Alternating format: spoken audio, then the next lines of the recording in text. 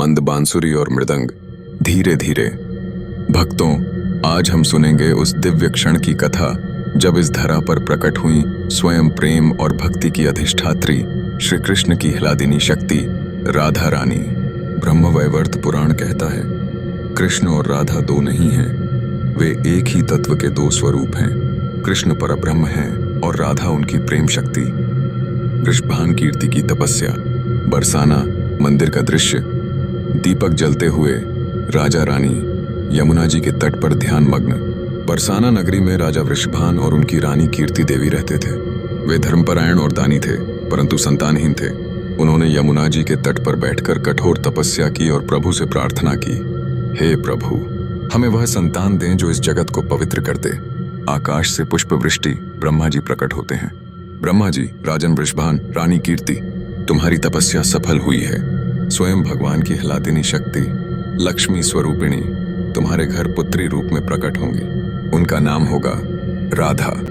कमल पर प्राकट्य। सुबह का दृश्य। वृषभान जी तालाब पर स्नान करने गए हैं। जल पर सूर्य की स्वर्णिम आभा फैल रही है। और फिर आया वह अद्भुत क्षण। भाद्रपद मास की अष्टमी को वृषभान जी जब स्नान करने तालाब पर पहुंचे तो उन्होंने देखा, तालाब के मध्य एक दिव्य कमल पुष्प खिला है। उस कमल पर एक अद्भुत बालिका शिशु स्वरूप में विराजमान थी। उनके शरीर से दिव्य आभा निकल रही थी और पूरे तालाब में कमल फूल खिल उठे थे। वृषभान जी भाव विभोर हो गए। उन्होंने उस बालिका को कमल से उठाया और हृदय से लगाया।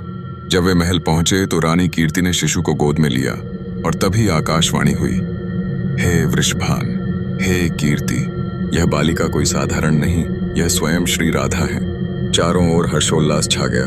बरसाना की गलियां जय राधे के जय घोष से गूंज उठी। नेत्र न खोलने का रहस्य। राधा रानी बाल्यावस्था में नेत्र बंद है। रानी कीर्ति चिंतित दिखती है, लेकिन एक रहस्य और था। राधा जी जन्म से ही अपनी आंखें बंद किए रहीं। वृषभान और कीर्ति चिंतित थे, परंतु यह सब एक दिव्य लीला थी।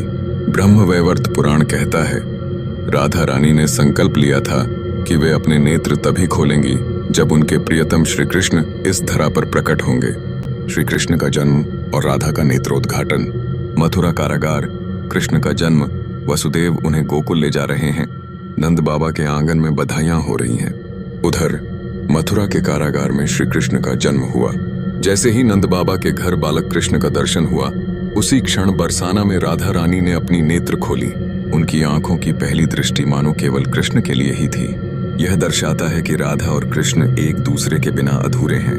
कृष्ण चंद्रमा है तो राधा चांदनी, कृष्ण ध्वनि है तो राधा स्वर, दोनों मिलकर ही पूर्ण ब्रह्म है।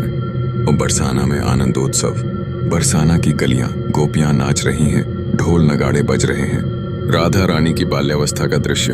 बरसाना में उत्सव का वातावरण था। राधा रानी की बाल लीलाएं शुरू हुई। जहां उनके चरण पड़े वहां धरती पुष्पित हो गई।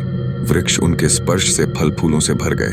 गोपियां कहती, ये कोई साधारण बालिका नहीं, ये तो प्रेम और भक्ति की साक्षात देवी हैं। राधा कृष्ण का संयुक्त दृश्य। पृष्ठभूमि में बांसुरी की धून गंभीर भाव से। भक्तों, राधा रानी का प्राकट्य हमें यह सिखाता है कि कृष्ण भक्ति का वास्तविक मार्ग राधा के चरणों से होकर जाता है। राधा केवल एक नाम नहीं, बल्कि अनंत प्रेम और भक्ति की परम मूर्ति है।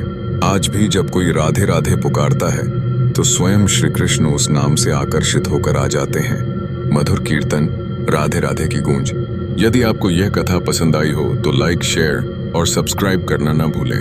बोलिए, बरसाने वाली राधे रानी की जय।